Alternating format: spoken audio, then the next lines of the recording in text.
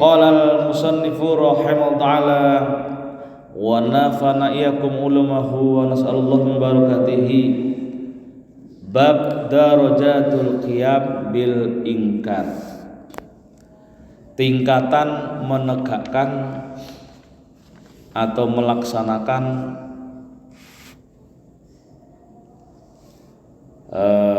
nahyi mungkar, tingkatan-tingkatan melaksanakan ketika kita mau melarang perbuatan kemungkaran. Jadi kita sering dengar sebuah hadis ya, yang kadang juga dikutip secara sepotong-sepotong. Qulil haqq walau kana murron. Nah, itu ya. Qulil haqq walau kana murron. Katakanlah yang baik itu meskipun pahit.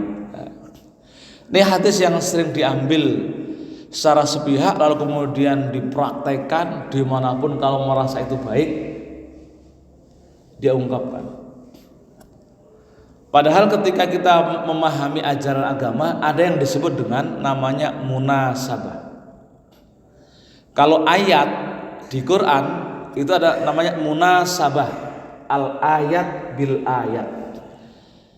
Jadi memahami ayat satu dengan ayat lain itu harus dikaitkan dengan ayat yang lain. Contoh misalkan ketika berkenaan dengan kerukunan antar umat beragama, misalkan ya, kalau kita membangun kebencian terhadap orang yang berbeda agama, dalilnya ini, walan tardha ankal yahud walan nasara hatta tattabi'a millatahum. Dan tidak akan rela kepada kalian orang-orang Yahudi, orang-orang Nasrani sampai kalian mengikuti akidah mereka. Nah, kalau kita pahami ayat ini saja, maka ini menjadi ayat permusuhan. Kan gitu ya? Menjadi ayat permusuhan. Pertanyaannya, betulkah Allah menyuruh kita untuk membangun permusuhan dengan orang yang berbeda agama? Pertanyaan kemudian, apakah orang beragama berbeda itu adalah nafsu? Adanya agama lain itu nafsu atau memang bagian dari skenario Tuhan, skenario Allah, misalkan begitu. Nah, ini perlu pahami ayat yang lain. Misalkan ada firman Allah yang wala tasubbul ladzina kafaru. Janganlah kalian mencaci maki orang-orang yang kafir. Itu kan ada ayat lain. Satu sisi ada ayat yang membangun kita bermusuhan kepada orang yang beragama, satu sisi ada yang ayat yang kita dilarang untuk mencela Tuhannya orang kafir. Karena kenapa? Karena kita mencela Tuhannya mereka, nanti Tuhan kita akan dicela oleh dia. Ada ayat lain lagi misalkan ayat tentang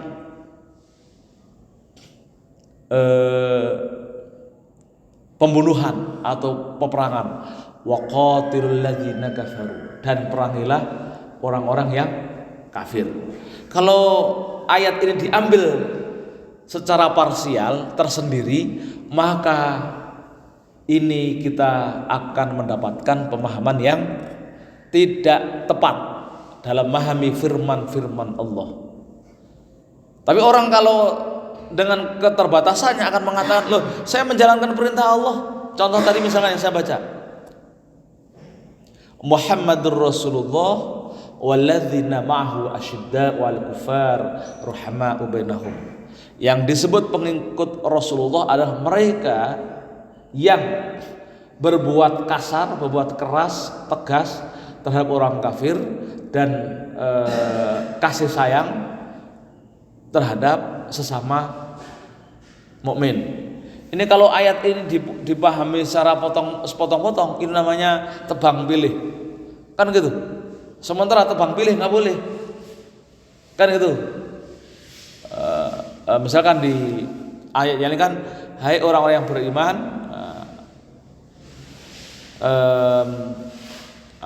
innallaha ma'akum bil adli wal ihsan. Sesungguhnya Allah memerintahkan kalian untuk berbuat adil dan ihsan. Jadi potongan-potongan ayat kalau dipahami secara terpisah-pisah itu bahaya. Sekali lagi, maka nanti kalau misalkan Anda akan mengatakan saya kan lagi menjalankan firman Allah, harus juga dikaitkan dengan ayat yang lain. Maka ulama itu saking cerdasnya, maka para ulama itu kemudian membuat rumusan. Hati-hati kalau kita memahami sepotongan ayat itu lalu menganggap potongan ayat itu sebagai sebuah kebenaran. Maka ulama kemudian membuat acuan. Setelah melihat isi Quran secara keseluruhan, lalu para ulama membuat rumusan. Salah satunya adalah Imam Asy-Syatibi. Imam Asy-Syatibi itu mengingatkan adanya sebuah syariat. Ingat, ada 5 hal yang harus Anda perhatikan. Syariat itu menjaga agama, syariat itu menjaga akal, syariat itu menjaga harta, syariat itu menjaga nyawa, syariat itu menjaga keturunan. Misalnya begitu. Imam Asy-Syatibi itu merumuskan kerumusan itu namanya kemaslahatan. 5 itu setelah membaca Quran secara utuh. Oh, rupanya syariat agama ketika diturunkan itu untuk menjaga 5 itu. Jika sesuatu bertentangan dengan 5 hal itu, berarti kita memahami Quran salah. Misalkan tadi waqatilul ladzina kafaru, ada potongan ayat, dan perangilah orang-orang kafir. Kita tahu di syariat 5 tadi, oh ada untuk menjaga nyawa. Berarti kalau kita memerangi secara sembarangan orang-orang kafir tanpa alasan, salah. Kenapa? Bertentangan dengan tujuan utama syariat, yaitu menjaga atau melindungi nyawa. Gitu. Itu tuh contoh. Jadi satu sisi semangat kita dalam memahami ajaran Allah yang tertuang dalam kitab Al-Quran dan hadis. Satu sisi kita harus memiliki ilmu yang komprehensif yang disebut dengan munasabah. Tapi kalau nggak tahu itu, cukup paham tadi 5 tadi. Tujuan hakikat syariat itu adalah diturunkan untuk melindungi 5 hal: agama, nyawa, akal, nasab keturunan, dan nyawa. Kan gitu. Selama itu dipegang, kita akan bisa mengendalikan, tidak sembarangan mengecap sesuatu itu sesuai dengan syariat. Sama dengan ini, ada darajatul qiyam bil ingkar, ada leveling ketika kita mau menegakkan nahyul mungkar. Ada tingkatannya, karena ketika kita melihat saudara kita yang muslim melakukan kemungkaran, lalu kemudian kita menyakitinya ketika kita mengingatkannya, maka nahyul ingkar itu menjadi cacat, menjadi tidak bernilai. Ada saudara kita melakukan kemungkaran, lalu kita menegurnya, mengingatkannya, tapi dengan cara yang menyakiti, maka dakwah kita menjadi batal, menjadi cacat. Kira-kira kita pahami ini dulu ya. Saya bacakan takbirnya. Bismillahirrahmanirrahim. Darajatul qiyam bil ingkar, leveling menegakkan nahyul mungkar atau melaksanakan nahyul mungkar. Al-ula, yang pertama at-tahrif, perlu mengetahui ilmunya yang paling dasar, memberitahukan. Ay ta'riful mazjur an ma yaf'aluhu mungkarun. Artinya memberikan memberitahukan tentang yang celah, yang cacat itu, bahwasanya yang dikerjakannya itu adalah mungkar. Fa innahu qad yuqdamu alaihi bijahlihi fala'allahu idza arafa annahu munkarun tarakahu. Karena kalau kemudian dia mengetahui itu adalah perbuatan mungkar, maka mudah-mudahan dia atau yang berkaitan itu meninggalkan kemungkaran. Jadi mengetahui bahwa sesuatu itu mengandung kemungkaran itu menjadi level yang terendah dari nahyu 'anil munkar. Maka fayajibu ta'rifu bil lutfi min ghairi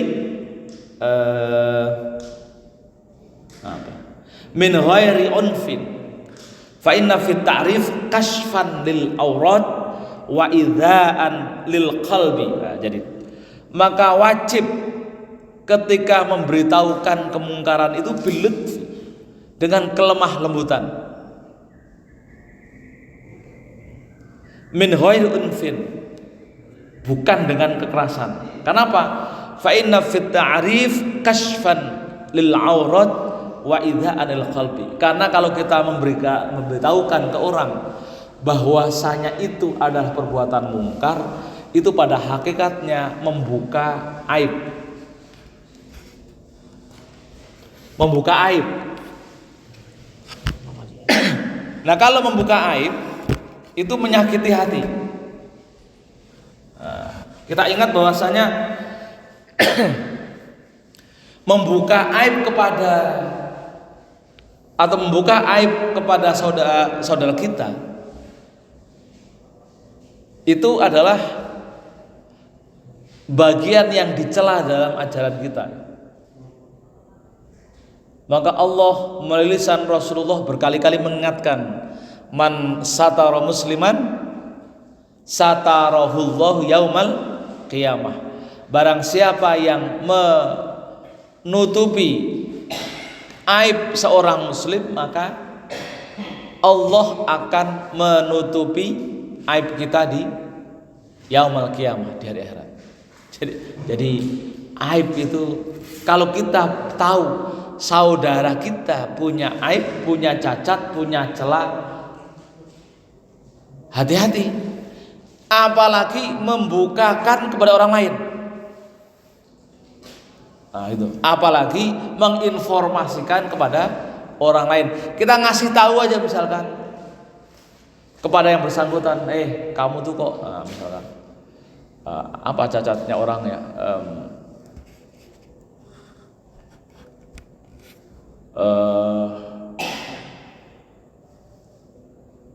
Contoh aib pada seorang, kamu itu kok misalkan atau yang mau kita tegur itu diketahui punya tradisi yang jelek. Tradisi yang jelek itu misalkan kalau yang maksiat dia sudah bersembunyi atau menyembunyikan perbuatan maksiatnya, lalu kita buka atau ngomong ke orang lain, hati-hati itu kalau kamu sama dia itu suka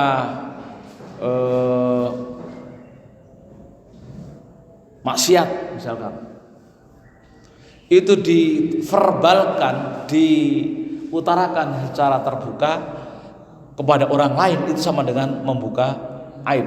Wong dia aja ketika bermaksiat sudah berusaha menyembunyikan diri. Kan gitu ya. Kalau orang sudah bermaksiat tapi menyembunyikan diri, pada hakikatnya dia masih memiliki rasa malu. Ketika dia masih punya rasa malu, masih ada sebagian kecil imannya di dalam dadanya. Maka disebut al-haya bid'un minal iman. Malu itu bagian dari iman. Misalkan begitu ya. Maka kita berkuar-kuar tentang perbuatan buruk dia, maka sama dengan membuka aib, membuka aib saudara kita. Nah, ini harus hati-hati. Jadi, apalagi kemudian ketika kita memberitahukan ke yang bersangkutan, kalau saya misalkan saat ini mentang-mentang saya adalah orang yang dianggap paling berpengetahuan, lalu saya tegur aja misalkan, Jal, kamu ini sama orang lain, misalkan begitu ya, ngomong tuh agak halusan dikit apa misalnya. Ini kata-kata memberitahukan tentang kebaikan, tapi karena di depan banyak orang itu disebut membuka aib. Kalau misalkan Rizal sakit hati, itu maka cara menegakkan kebaikan, amar ma'ruf nahi mungkar saya seperti ini itu cacat. Kenapa? Karena melakukan idza fi qulubil muslimin, idza fi qulubil mukminin, menyakiti saudara kita yang muslim. Jadi begitu diperhatikan. Dalil al-mu'minu akhul mu'min atau al-muslimu akhul muslim, innamal mu'minu ikhwatun. Itu harus kita pegang erat-erat doktrin ini. Karena sekali menyakiti saudara kita muslim yang lain, maka batal. Batal itu artinya salah yang kita lakukan, meskipun yang kita lakukan terlihat baik. Contoh misalkan yang sering dilakukan dan kadang ada di berita-berita yang jauh, contoh jauh, ada saudara muslim kita ketika di bulan Ramadan itu menganggap bahwasanya seseorang muslim berjualan di pagi hari, di siang hari ketika bulan puasa dianggap kemungkaran, kan gitu ya. Lalu lakukan sweeping, woi ini jangan berjualan di siang hari di bulan Ramadan. Padahal yang jualan adalah orang muslim. Dengan sweeping, dengan bawa pasukan, dengan bawa banyak orang, itu namanya mempermalukan orang lain. Mempermalukan orang lain itu disebut idza fi qulubil muslimin, idza fi qulubil mukminin, batal. Jadi yang terlihat kita menegakkan nahyu mungkar, amar ma'ruf, kelihatan ibadah menjadi tidak ibadah karena di dalamnya ada idza, menyakiti.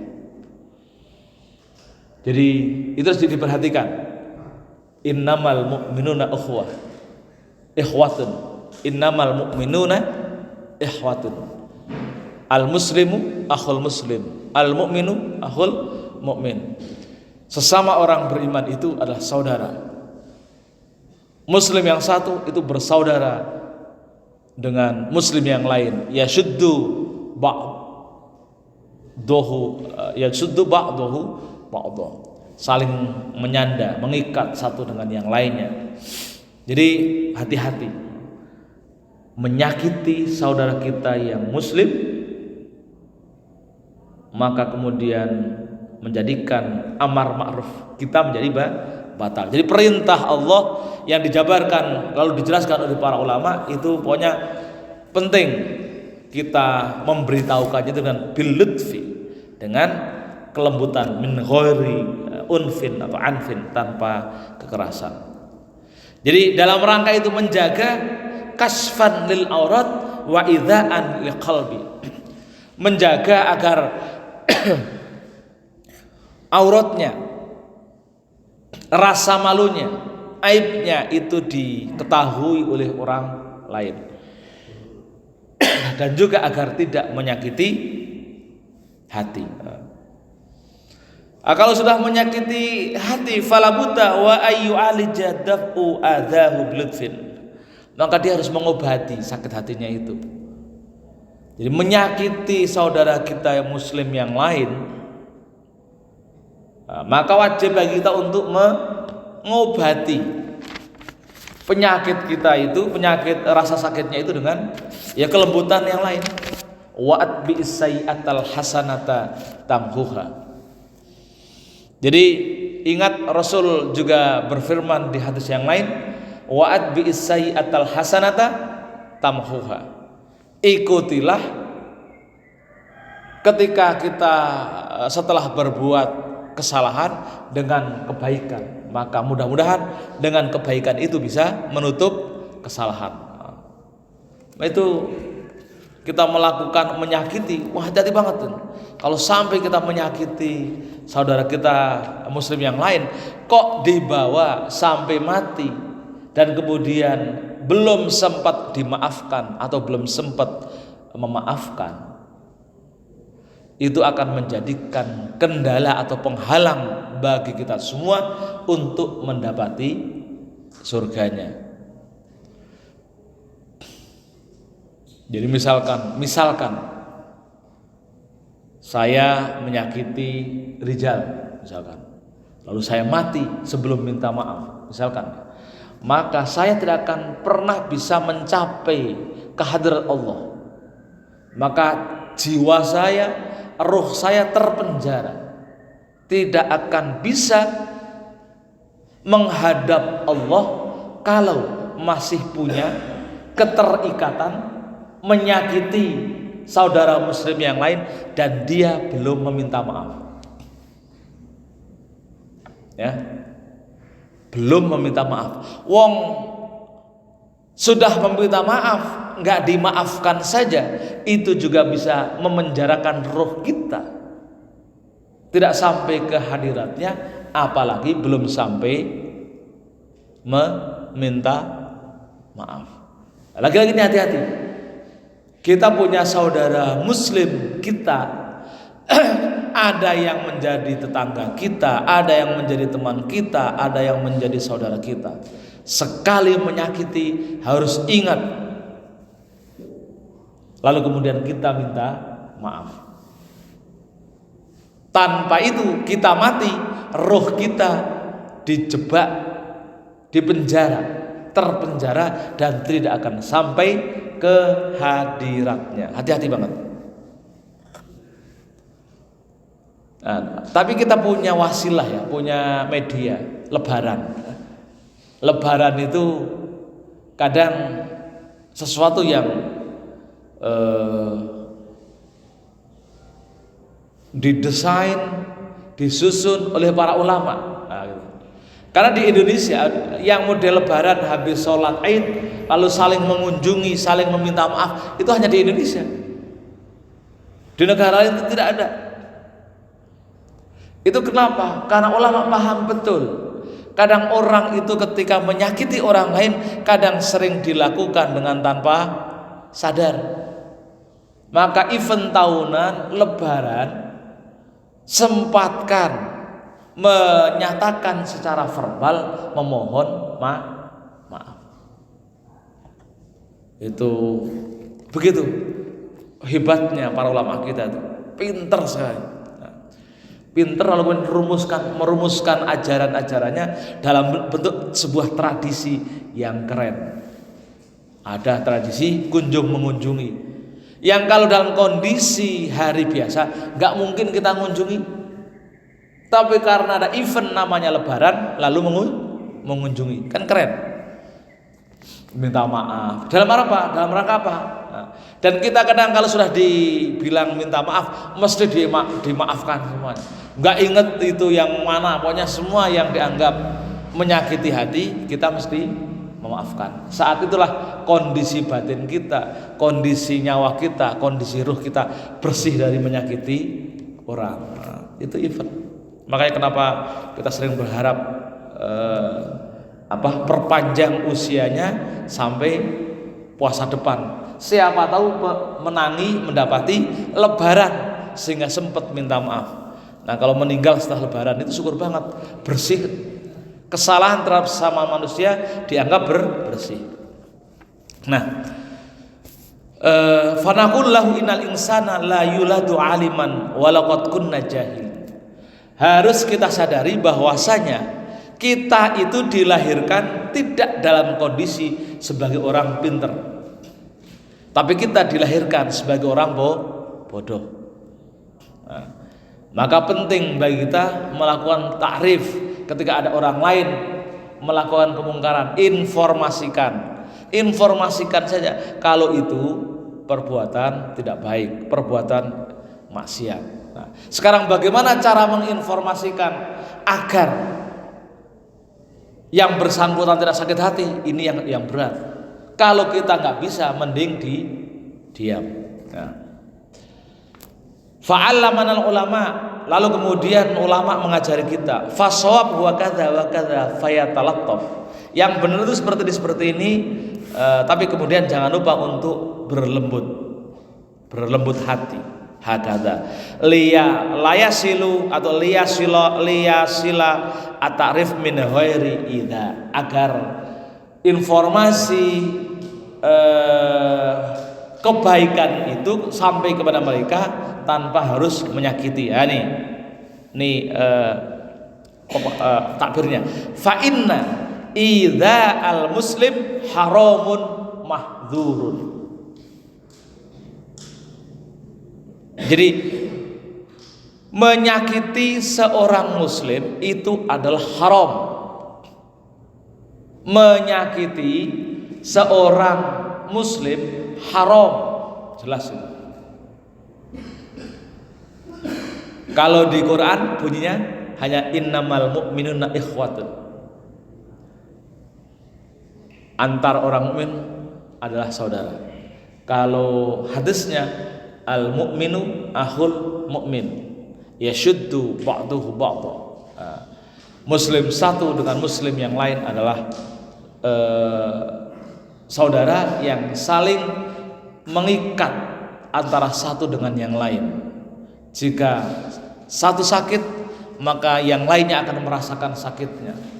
Ibarat satu badan, kal bunyan yashuddu ba'du, seperti satu bangunan. Jika yang saling menyanda, ketika sandaannya itu kuat, maka itu akan kuat. Seperti badan, kal jasad wahid, seperti badan satu. Ketika jempolnya kesandung, mulutnya teriak. Itu ikatan kuatnya kita sebagai sesama mukmin atau sesama muslim. Jangan sampai menyakiti. Dijelaskan, para ulama menegaskan dengan hadis-hadis itu, mengatakan fa inna idza al muslim haramun mahdzurun. Menyakiti muslim yang lain adalah haram yang sangat. Haram udah mahdzur lagi. Mahdzur itu ya haram yang dicela. Ya, haram itu ya haram, ada haram yang haram biasa, ada yang haram banget gitu. Ini udah haram banget gitu. Kama anna takrirahu al munkar mahdzur. Maka kemudian ketika karena landasan itu salah, maka takriru al munkar mahdzurun, maka cacat.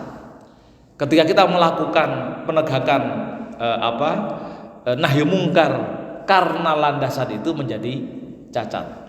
Ya, kasus yang paling gampang tadi, kita melihat orang ketika jual makanan di siang hari di bulan Ramadan dianggap kemungkaran, lalu kita grebek dengan cara menyakiti hati.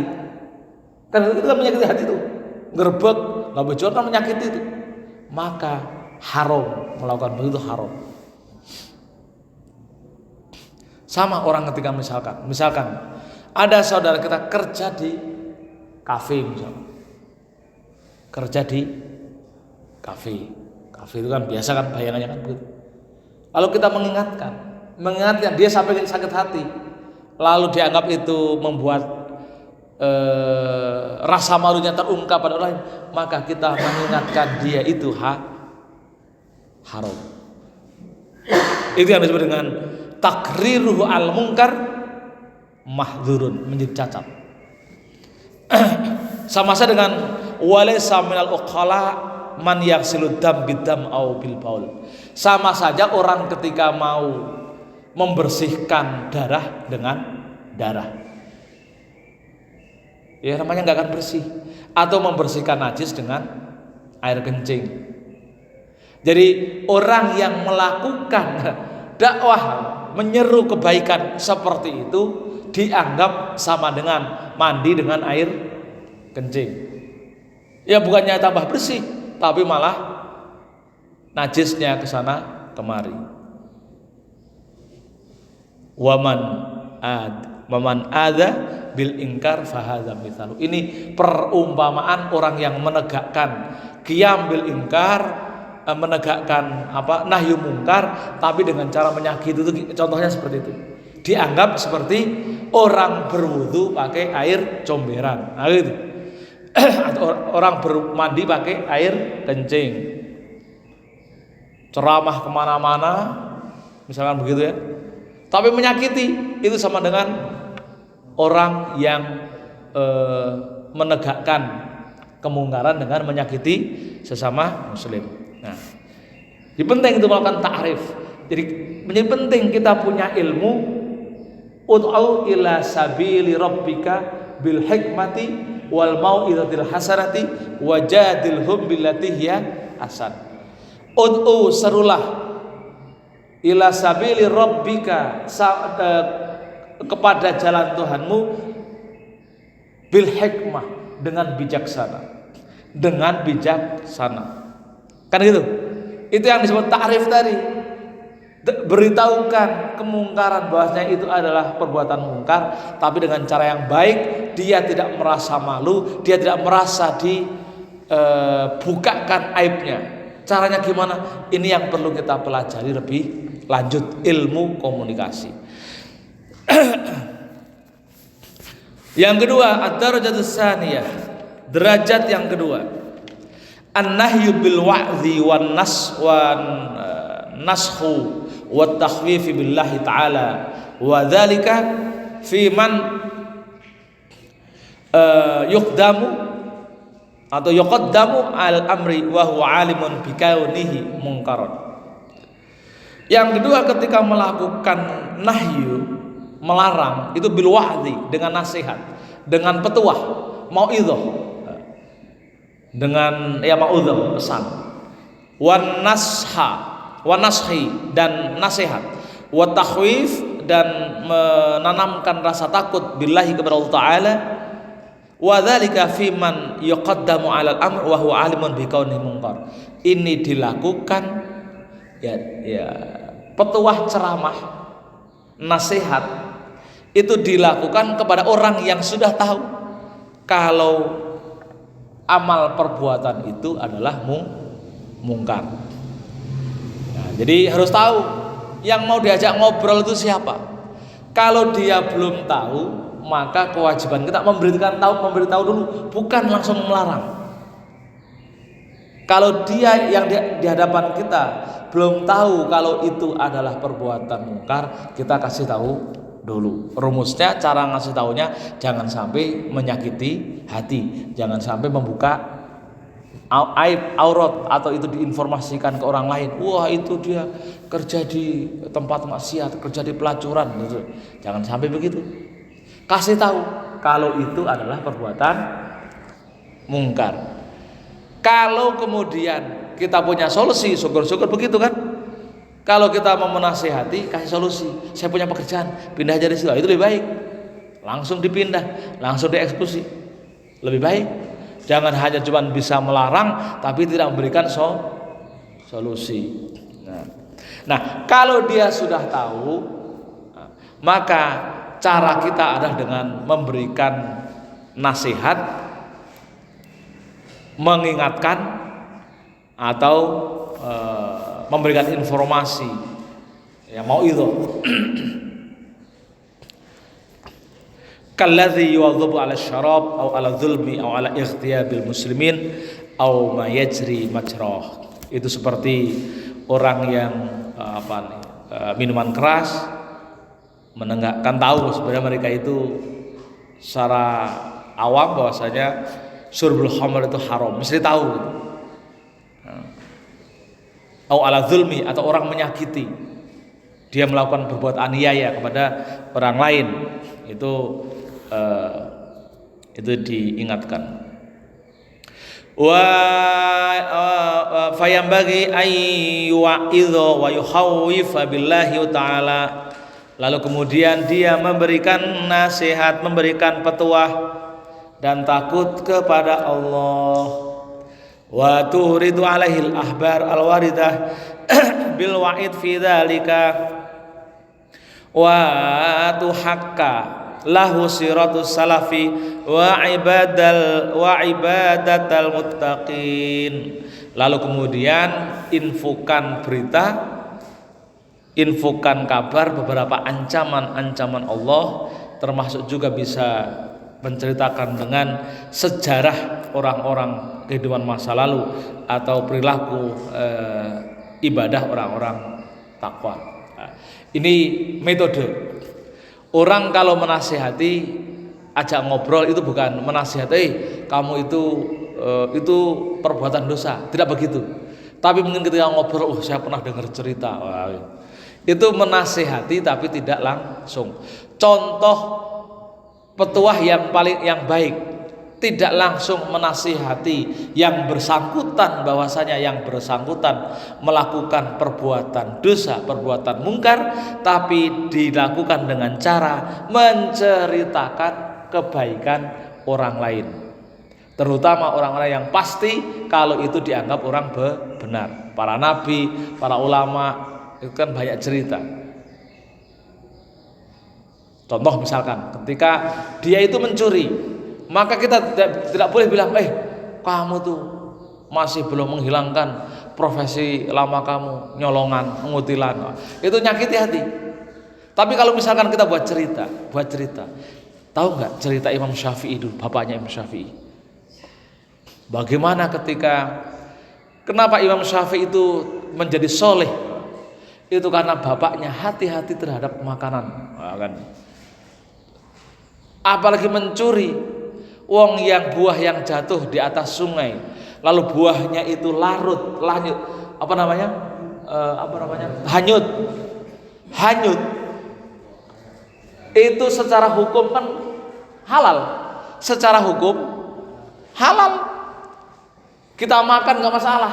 Tapi orang tuanya Imam Syafi'i itu karena dapat itu awalnya berpandangan halal, lalu ragu, waduh, ini milik orang. Apalagi kalau yang hanya durian kan mahal. Itu buah jambu misalkan, hanya di sungai, lalu kita ambil, dimakan, halal itu. Tapi bapaknya Imam Syafi'i tidak mau itu, lalu cari itu, kira-kira buahnya itu milik siapa. Maka sungai itu ditelusuri, lalu kemudian lihat, ini ada buah jambu misalkan. Berarti pasti milik orang ini. Lalu dia minta kehalalannya kepada pemilik pohon jambu. Itu bapaknya Syafi'i. Maka lahirlah orang yang soleh, waliullah fil ilmi, yaitu Imam Syafi'i yang menjadi panutan kita dalam bermadhab. Bapaknya aja sebegitu, apalagi yang haram. Ini kan jelas halal, cuman pengen mendapatkan yang biar halalnya itu halal bersih, kira-kira begitu. Itu buat Imam Syafi'i. Kalau kita embat saja, mau tahu milik pohon, milik orang, lalu ke pohonnya melewati pagar, wah itu halal, itu kata Ustadz. Langsung diambilin kan begitu, langsung diambilin. Ya memang halal gitu, memang halal, tapi akan lebih baik kalau kemudian kita mendapati keikhlasan, kehalalan yang punya. Kalau kita membaca saja gitu. Ya. Oke, yang ketiga, darajus salisah at-ta'nif bil qalil ghalid. Kemudian berusaha setelah tahap-tahapan itu, yang level yang ketiga adalah menyampaikan dengan perkataan yang tegas. Wa dzalika 'indal azzi 'anil man'i bil lutfi wa dhuhuri mabadil israr wal istihza bil wa'dhi wan nasakh, wa dzalika mithlu qouli Ibrahim alaihi salam, ufil lakum wa lima ta'buduna min dunil afala ta'qilun. Kalau kemudian tahap derajat yang ketiga adalah keberanian kita menyampaikan kata-kata dengan kata-kata yang tegas, sehingga tidak menimbulkan makna yang bias. Seperti kata Nabiullah Ibrahim kepada bapaknya, ufil lakum walima ta'buduna min dunillahi afala ta'qilun. Bapaknya Nabi Ibrahim itu kan namanya siapa? Siapa namanya? Lupa. Pembuat berhala itu. Lalu kemudian Nabi Ibrahim meskipun dia tahu bapaknya itu mungkar, membuat Tuhan, membuat berhala yang akan disembah oleh orang lain, Nabi Ibrahim tetap menjaga perkataannya dengan penuh kelembutannya. Sampai kemudian di kata yang terakhir, uffil lakum walima ta'buduna min dunillahi afala ta'qilun. Dia mengatakan, kenapa kamu membuat sesuatu yang disembah selain Allah? Apakah kamu tidak berakal? Itu kan kata-kata yang tegas. Tapi ini juga diingatkan, boleh dilakukan. Wala yafhashu fihi sibhun walihadhi rutbah adabani. Jangan sampai mencela. Pokoknya jangan sampai mencela. Itulah perbuatan jin, perbuatan setan. Ini mengingatkan kita ya sama beberapa dai kita yang juga sebenarnya mereka tahu, tapi mungkin ketelingsut aja. Seperti dulu ada yang mengatakan ketika menyalahi ada seorang muslim yang memakai kalung salib, lalu kemudian beliau malah berujar di salib itu ada lalu dianggap sebagai penistaan. Ya, ini lupa saja dengan orang boleh mengatakan. Nah, kalau mau mengatakan itu salah, jangan sampai mengatakan dengan kata-kata yang menyakiti dia. Informasikan saja kebaikannya, bukan kemudian menginformasikan celahnya. Nah, ini seperti Nabi Ibrahim. Nah, maka kemudian ada berapa tahapan? Ada 2 tahapan. Ketika mau mengucapkan kata-kata dengan tegas, ya, ada beberapa tahapan. Pertama, alla yuqaddima 'alaiha illa inda darurah wal ajzu 'anil lutfi. Kecuali dia tidak mengatakan itu kecuali ketika dia inda darurah, terpaksa, dan juga merasa tidak punya makna ketika kemudian dengan kelembutan. Sudah pakai kelembutan, udah pakai contoh yang lain, misalkan pakai contoh-contoh nggak dengar, boleh dinaikkan levelnya, dosisnya boleh dinaikkan levelnya dengan menegaskan itu adalah dosa. Wathani alla yantiqa illa bisidqi. Dia tidak boleh berbicara kecuali dengan kejujuran. Wala yastarsila fihi fayutila lisanahu bima la yahtaju ilaihi. Enggak boleh bertele-tele menasihati kepanjangan. Udah orang yang berbuat mungkar lalu mendengarkan nasihat kepanjangan, itu dia mesti muak. Kayak Pak Ustadz saja.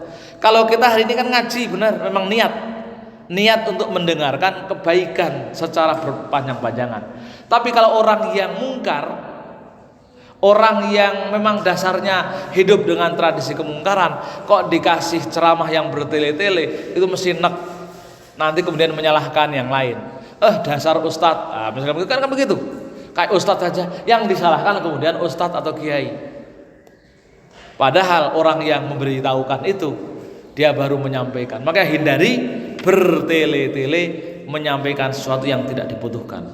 Maka bal yaktasiru ala qadril hajah, sampaikan sesuai kebutuhan saja. Nah, yang terakhir yang paling tinggi ad-darajat rabiyah at-taghyir bil yad. Jika kita punya kekuasaan, maka gunakan kekuasaan itu. Kan wa dzalika ka iraqatil khamri wa itlafil munkaril mutamawili au daf'ihi an muharramin wa laysa ila ahad ra'iyah illa daf'. Jadi menggunakan tangan, menggunakan kekuasaan itu darajat yang paling tinggi itu boleh dipergunakan. Seperti memusnahkan khomer, merusak kemungkaran yang lainnya, atau mencegahnya dari perbuatan-perbuatan yang haram. Bisa gunakan kekuasaan, gunakan tangannya. Walaysa ila ahadir ra'iyah illa daf, dan itu dianggap sebagai satu-satunya jalan. Wa amal iraqah wal itlaf fa ilal walad wa ma'dzurihim kadzurbi wal habsi. Adapun membakar, memusnahkan, maka kepada ulad, kepada wali, kepada pemimpin, itu boleh melakukan misalkan memenjarakannya. Ini yang punya kekuasaan. Tapi kan kita kan nggak punya kekuasaan. Kita kekuasaan hanya tangan saja, modal keberanian. Tapi ingat, ini boleh dilakukan, ya, boleh dilakukan. Cuman hati-hati, potensi ada perlawanan. Nah, kalau kemudian ujungnya berantem, malah tambah berabe, mending tidak usah. Kecuali kalau kita punya kekuasaan, orang-orang minum khamar, orang narkoba langsung ditangkap, dipenjara. Nah, kan itu kan nggak mungkin keluar-keluar, nggak ada perlawanan. Tapi kalau kita, nanti malah dilawan. Pas ketika mabuk-mabuknya, udah nggak punya akal, malah timbul ribut, malah kemudian aibnya terbuka. Aibnya seorang muslim adalah sebuah cacat yang harus disembunyikan dan tidak boleh diungkapkan. Allahu a'lam bishawab. Barangkali itu yang bisa dikaji pada pagi hari ini tentang leveling menegakkan atau leveling nahyul mungkar. Leveling kalau kita mau melakukan, kita tinggal yang mana? Nah, kita harus tahu subjeknya, kita harus tahu objeknya, dan tahu caranya, lalu kemudian kita gunakan, pakai pilihan apa yang terbaik. Demikian. Jika ada yang mau kira-kira begitu, apakah mau seperti itu beragama? Nah, kayak gitu, ya.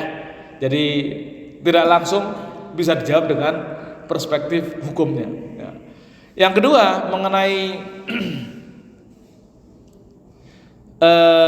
apa tadi? Petugas, ya. Ya. Petugas itu dia punya mandat. Maka syariatnya dia memang harus mandat menegakkan begitu. Itulah yang dia berarti punya yad, punya kekuasaan. Berilah dosis yang paling tinggi, lalu kemudian dia bisa kapok. Petugas punya mandat begitu. Itu kelebihannya petugas. Kalau kita sebenarnya hanya sebagai orang biasa yang tidak punya tugas, kalau kita menasihati paling dianggap angin lalu. Tapi kalau misalkan RT, satpam, kan begitu ya, ditakuti. Maka gunakan dosis tertinggi. Siapa tahu kemudian kapok. Nah, itu kan juga tahu juga karakter orang itu. Nah, itu boleh begitu. Boleh karena dia punya kekuasaan dan punya prediksi akan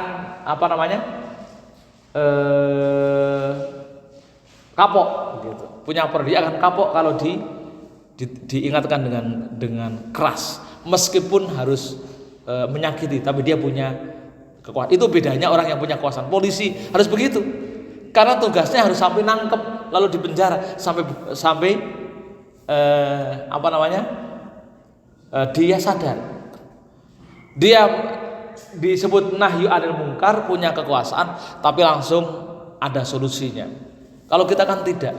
Kalau kita menasihati paling nanti berantem atau adu mulut, kan malah menjadi tidak baik. Karena aibnya akan tersebar kemana-mana, malah tidak baik.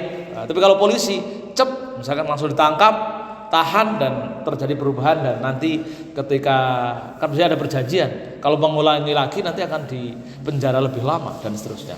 Gitu ya. Jadi aman kalau yang punya kekuasaan.